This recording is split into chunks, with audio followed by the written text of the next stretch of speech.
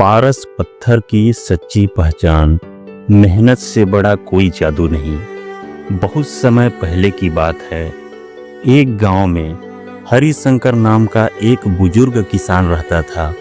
उसके पास काफी जमीन थी और खेती से उसका घर अच्छे से चलता था। उसका एक बेटा था, नाम था रमेश, जो जवान तो था लेकिन काम धंधे से जी चुराता था। जब हरिशंकर की मृत्यु हुई, सारी जिम्मेदारी रमेश पर आ गई। लेकिन रमेश को खेती में कोई दिलचस्पी नहीं थी। उसे तो जल्द अमीर बनना था, बिना पसीना बहाए। इसी बीच किसी ने उसे पारस पत्थर की कहानी सुनाई। वो चमत्कारी पत्थर जो किसी भी धातु को छूते ही सोना बना देता है। बस फिर क्या था, रमेश उस पत्थर को पाने के पीछे पागल हो गया। उसने इसे पाने के लिए हर संभव कोशिश की।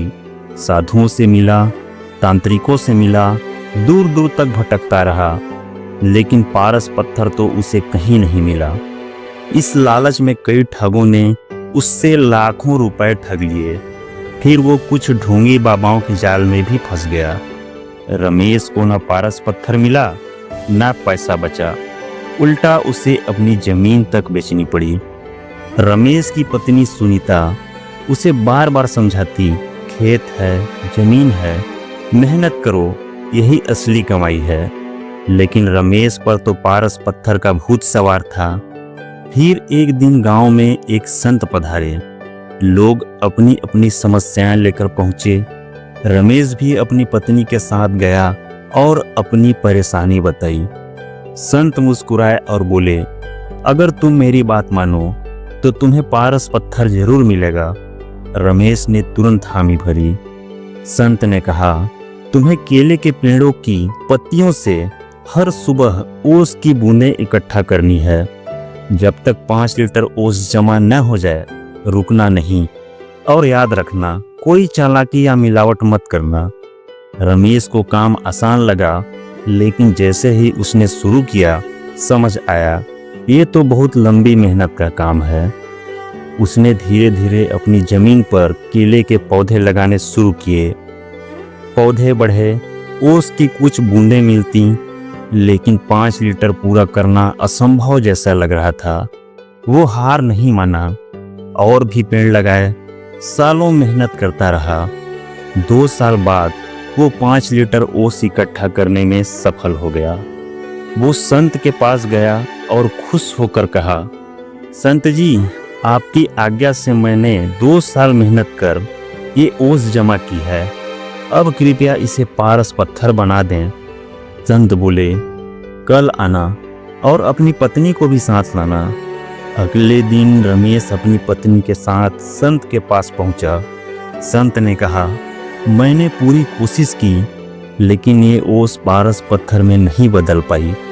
रमेश का दिल टूट गया। आप भी सबकी तरह झूठ बोले। संत ने शांत स्वर में कहा, बेटा, मेहनत कभी व्यर्थ नहीं जाती। अपनी पत्नी के हाथ में जो पुटली है, उसे खोलो। रमेश ने पुटली खोली और चौंक गया। उसमें सोने चांदी के गहने और कीमती रत्न थे। संत मुस्कुराए, ये तुम्हारी मेहनत का फल है। जब तुम ओस जमा करने में लगे थे, तब तुम्हारी पत्नी ने केले के फलों को बाजार में बेच दिया। उन्हीं पैसों से उसने ये गहने और रत्न खरीदे हैं। तुम्हारी मेहनत ही तुम्हारा असली पारस पत्थर बना। रमेश ने पत्नी की तरफ देखा और मुस्कुराकर बोला, तुम सही कहती थी, मेहनत से बड़ा कोई जादू नहीं। उसने संत को प्रणाम किया और कहा, अब मैं सच्चे मन से मेहनत करूंगा और कभी किसी शॉर्टकट के पीछे नहीं भागूंगा।